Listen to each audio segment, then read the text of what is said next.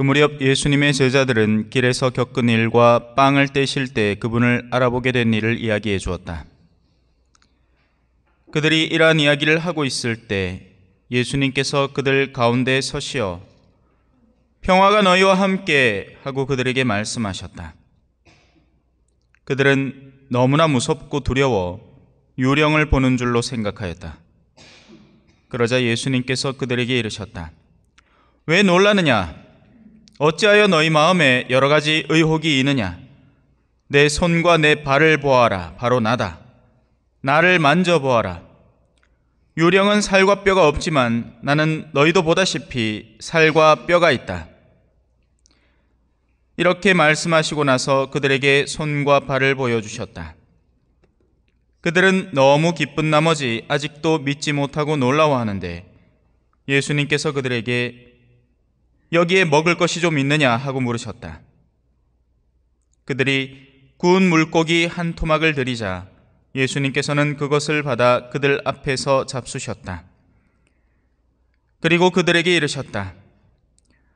내가 전에 너희와 함께 있을 때 말한 것처럼 나에 관하여 모세의 율법과 예언서와 시편에 기록된 모든 것이 다 이루어져야 한다. 그때 예수님께서는 그들의 마음을 여시어 성경을 깨닫게 해주셨다. 이어서 그들에게 이르셨다. 성경에 기록된 대로 그리스도는 고난을 겪고 사흘 만에 죽은 이들 가운데에서 다시 살아나야 한다. 그리고 예루살렘에서부터 시작하여 죄의 용서를 위한 회개가 그의 이름으로 모든 민족들에게 선포되어야 한다. 너희는 이 일의 증인이다. 주님의 말씀입니다.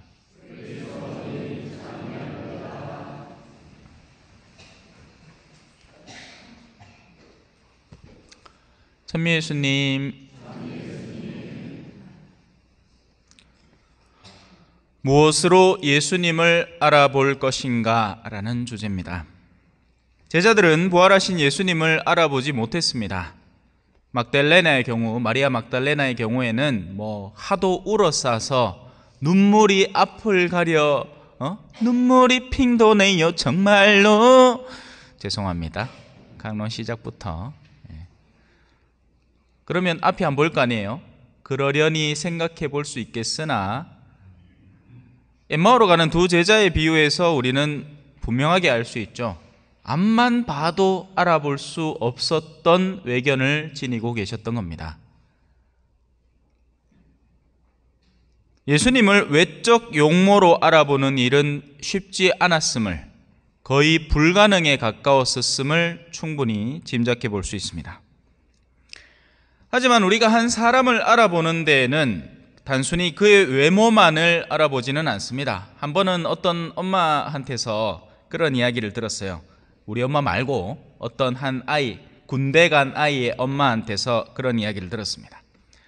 애가 군대를 가서 처음에 면회를 갔는데 저 연변장 끝에서부터 한 무리의 군인들이 이렇게 오더랍니다.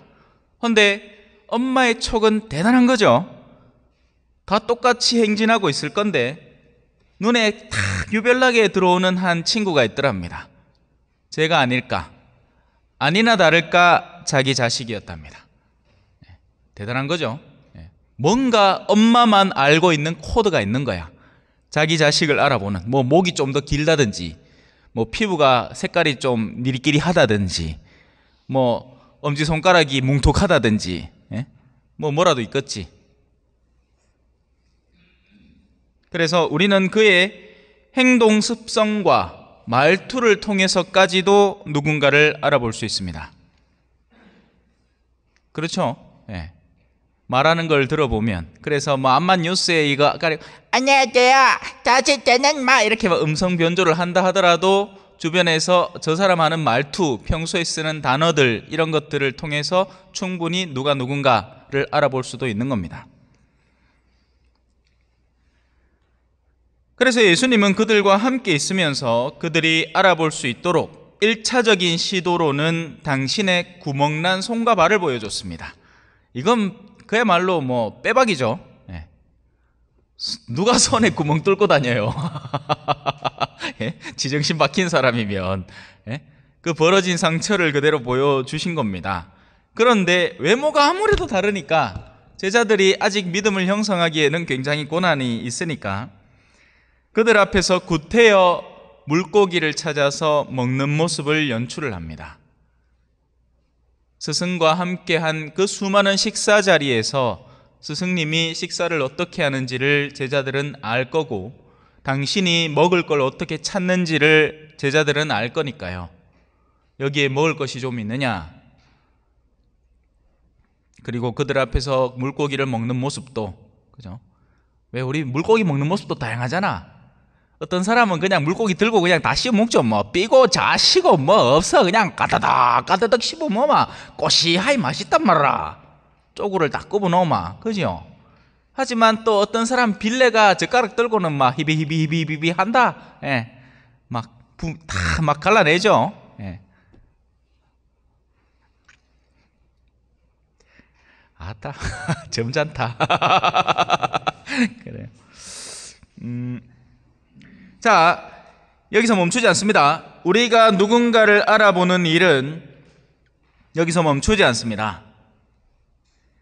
우리는 사실 영이라는 것으로 누군가를 알아볼 수 있는 마지막 방법을 가지고 있습니다.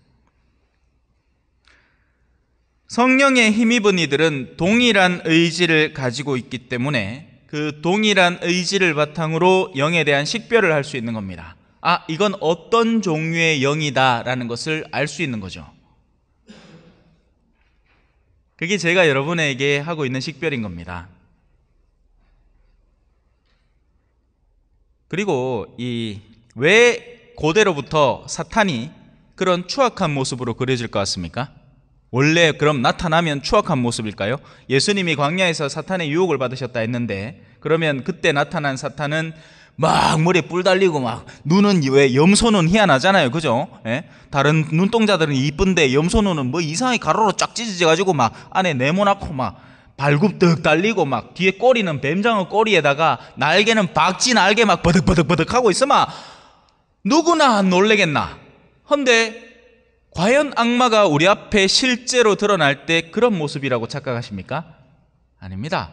그 누구보다도 멀쩡하고 아름다운 모습으로 나타날 겁니다.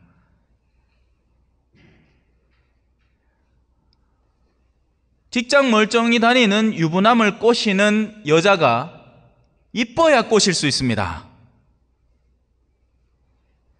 아내를 버리고 자신을 선택하게끔 하려고 하는 의지를 갖고 있는 그 사악하고 추악한 여인의 내면은 감추어진단 말이죠. 그건 겉으로 드러나지 않는 거예요. 하지만 성경을 저술하는 영적 저자들은 영에 대한 식별을 갖추고 있기 때문에 한 인간의 영혼이 얼마나 추악하고 더러운지에 대한 관찰을 하고 그걸 일반 사람들이 보았을 때 느껴질 수 있는 모든 수단들을 총동원을 했기 때문에 제가 앞서 설명한 마귀의 여러 가지 표상들이 거기에 덕지덕지 붙는 겁니다. 그만큼 그의 영혼은 추악한 거죠. 거짓은 영혼을 가장 추악하게 만듭니다. 그래서 사탄을 뭐라고 부르죠? 거짓의 아비라고 부르는 겁니다. 하나님께서 우리에게 보내시는 영은 진리의 영이고 그분은 진실하시고 있는 그대로를 비춰주죠. 빛을 누가 침대 밑에 숨기느냐? 등경 위에 올려놓고 누구나 보게 만들죠.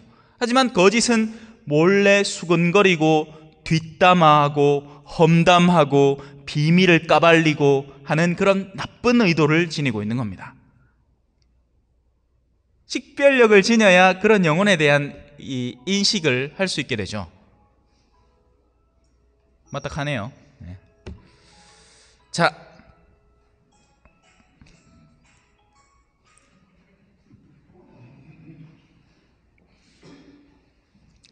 다시 갑시다. 예수님의 모습을 과연 어디에서 알아볼 수 있을 것인가? 물론 예수님은 앞서 우리가 사람을 알아볼 수 있는 외적인 형태와, 그러니까 구멍 뚫린 손과 발, 그리고 그 습성, 당신의 평소에 가졌던 말투와 습성을 통해서 제자들에게 봐라, 나다, 좀 믿어봐라 라고 하고 있지만, 사실은 그런 것들이 전혀 없다 하더라도 예수님을 알아볼 수 있는 것은 그 다음에 이어져서 나옵니다. 그건 제가 얘기했던 영의 형질이라고 부를 수 있는 것들이에요. 그건 당신의 말씀 속에, 그리고 그 말씀 속에 내재되어 있는 의도 속에 나타나 있죠. 잘 따라오고 계시는지 저는 알도리는 없지만 일단 갑니다.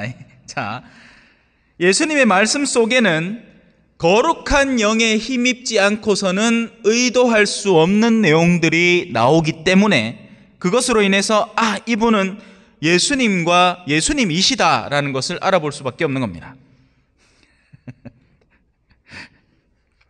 만약에 제가 여기에서 정치 이야기나 경제 이야기나 최근 들어서 무슨 달러 환율이 이빠이 올랐다는 이야기나 이런 세속적인 이야기를 했더라면 오히려 여러분의 관심사가 더 커졌을 겁니다. 유심히 들었겠죠. 그런데 땡기는 것도 힘든 겁니다. 차라리 노래를 몇 곡 부르고 나면 아이고 오늘 재밌게 들었다 하고 집에 갈 건데, 지금 제가 애써 설명하려는 영역들은 여러분들에게 있어서는 조금 더 올라와야 하는 거죠. 그럼 과연 그 영적 성질에 대한 본질은 뭔가에 대한 궁금증이 생겨나야 하는데, 사실상 이 말을 하나 저 말을 하나 똑같은 강론의 청자가 여기 있는 겁니다. 그러나 한번 들어보십시오.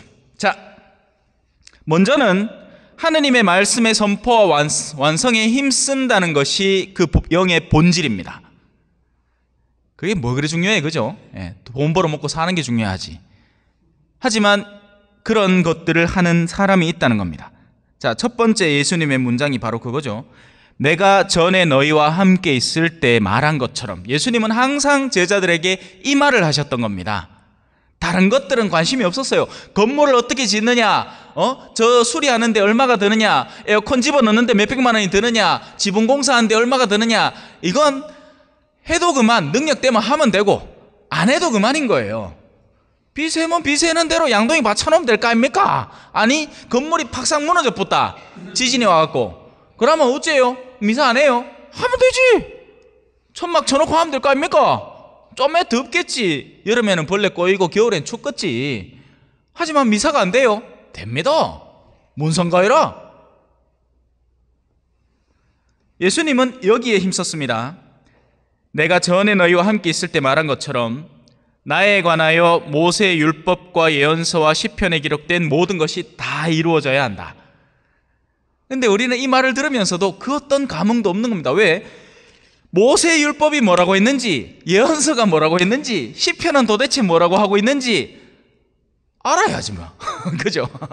평소에 이거에 대해서 굉장히 갈구하는 갈증이 있고, 도대체 이 예언서의 이 구절은 무엇을 설명하려는 것일까? 시편은 왜 이런 악인에 대한 어떤 저주에 대한 부분이 이렇게나 많을까? 아니, 성경은 착한 사람을 위해서 쓰여졌다면서 왜 이런 저주가 가득 담긴, 그리고 의인은 왜 고통당해야 되는지, 이런 것들에 대한 의문이 전혀 없다면 앞만 들어본들 그냥 물에 물 탄 듯 술에 술 탄 듯 지나가는 겁니다. 한 귀로 들어가고 한 귀로 술술 빠지고. 그래서 그게 다 이루어져야 된다. 그리고 그 이루어짐은 누구를 통해서 이루어진다? 하느님이 그걸 애시당초부터 할 것 같으면 사람을 만들지를 않았죠. 여러분이 여기 왜 있을까요? 하느님 왜 우리 만들었습니까? 그냥 자유의지를 싹 없애가 처음부터 말 잘 듣는 사람으로 만들지. 와, 자유를 줘가 당신 자신을 거부할 수 있는 인간 존재를 만들어 나가. 와, 귀찮고로 우리 성당에 와갖고 미사 참여하게 만드십니까? 그냥 알아서 본능적으로 오는 행동을 하고 살게 하면 안 되나 말아라. 동물들 많기로.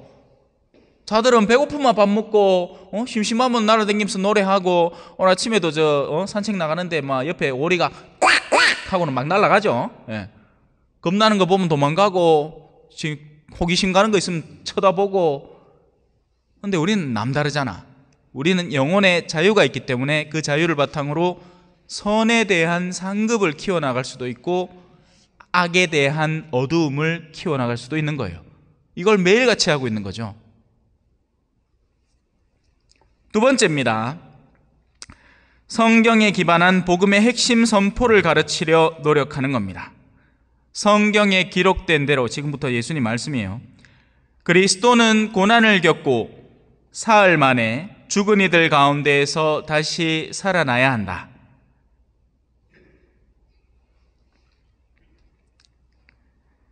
자, 세 번째입니다. 세 번째는 진리의 선포, 즉 선교에 대한 열정과 노력에 대한 것입니다. 예루살렘에서부터 시작해서 죄의 용서를 위한 회개가 그의 이름으로 모든 민족들에게 선포되어야 한다.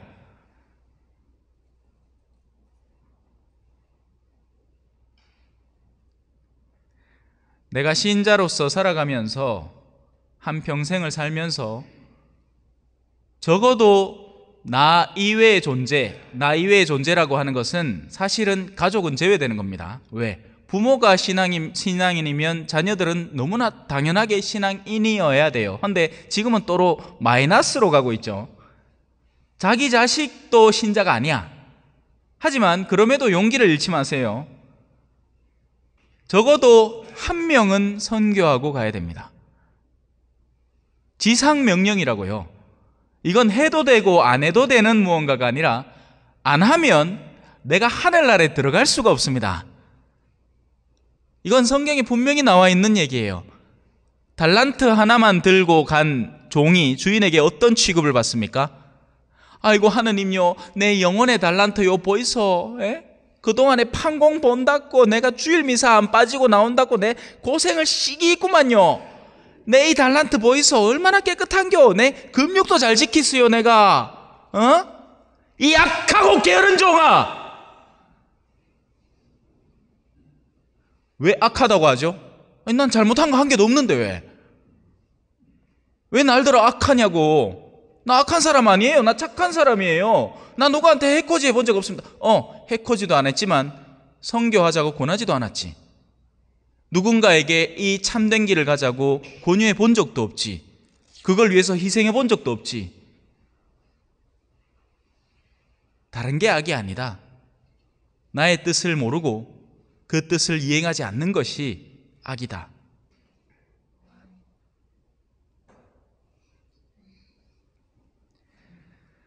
너희는 이 일의 증인이다 라고 이야기를 합니다. 군중이 있고요, 제자가 있습니다. 우리는 군중이 아니에요. 세례를 받고 신앙의 노선 안으로 들어온 사람은 예수님의 제자입니다. 그리고 그 제자들이 듣고 있는 말이 바로 이것입니다. 사람들을 회개로 이끌어라. 그 누가 어떤 죄를 지었건 그가 뉘우치고 잘못했다 하면 용서받을 수 있는 길이 열려 있다. 너희는 그 길을 너희 주변에 선포해야 된다. 그래서 저는 따로 선교 운동을 하지는 않습니다. 원래부터 해야 되는 거기 때문에. 사실 어떤 날이 딱 정해지면 다른 날에는 그걸 신경 안 쓴다는 얘기죠. 어린이날이 있다는 건 뭡니까? 다른 때에는 어린이 크게 신경 안 쓴다는 얘기예요. 어버이날이 있다는 건 부모님 딱히 신경 안 쓴다는 얘기입니다. 그러니 그런 날들을 정해서 특별히 기념하자는 거죠. 선교는 원래 해야 되는 거예요. 일상 안에서 항상 관심을 갖고 해야 하는 겁니다. 판공을 보나 안 보나 이걸 할 게 아니라 나는 과연 나의 신앙을 누구에게 어떻게 전하고 있나를 살펴봐야 돼요. 자, 그래서 예수님을 알아보는 방법이 원주제죠. 이런 같은 노선의 영적인 방향성을 지닌 사람이라면 이제 그를 알아볼 수 있게 되는 겁니다. 사실 부활하시고 승천하신 예수님은 우리에게 더 이상 당신을 직접적으로 드러내지 않으십니다. 그럴 이유가 전혀 없죠. 하지만 그렇다고 해서 우리에게서 멀어지신 것도 아니에요. 오히려 우리의 가장 가까이에서 우리와 더불어서 함께 살아가고 계십니다. 당신이 우리에게 보내시는 협조자의 영을 통해서 사람들에게 앞서의 의지를 담아주려고 지금도 애를 쓰고 있으세요. 근데 제가 봤을 때 한국의 영적 지형은 너무 세속적으로 바뀌어버렸어요. 차라리 남미가 훨씬 더 선교하기에는 좋은 땅이었습니다. 지금 여기에는 이미 물들어 있는 것들을 한 차례 벗겨내고, 왜 염색할 때 깨끗하고 흰 새 옷을 가지고 염색을 하라 하면 염색약만 뿌리면 되죠. 하지만 원래 색깔이 물들어 있는 걸 가지고 이걸 가지고 다른 색으로 염색하세요 하면 먼저 표백을 한 과정을 거치고 그리고 나서 염색을 해야 되잖아요. 그거하고 똑같은 겁니다. 우리 한국의 영적 지형은 상당히 세속화되어 있습니다. 이제는 그냥 종교 자체에 대해서 부정적인 감각을 지닌 사람들이 흔하고, 그리고 이제 신앙적인 것에 대한 동경도 없고, 이제 남아있는 유일한 낙이라고는 돈이나 잔뜩 벌어서 말년에 편안하고 안락하게 어디 괌이나 저 동남아나 여행이나 좀 댕기면서 살고 싶은 마지막 미련 정도? 영적인 것에 대한 감각, 그에 대한 보람, 내가 나 스스로를 바치는 희생에 대한 헌신, 봉헌, 이런 것들이 무색화되는 시대를 살아가고 있죠. 그 증거가 성소의 부족이고 신자들의 급격한 감소가 현실입니다. 하지만 그 누구도 사실 딱히 위기감을 느끼지는 않죠. 누군가 하겠지. 그렇죠. 제가 할게요. 하지만 저 혼자는 안 되는 겁니다.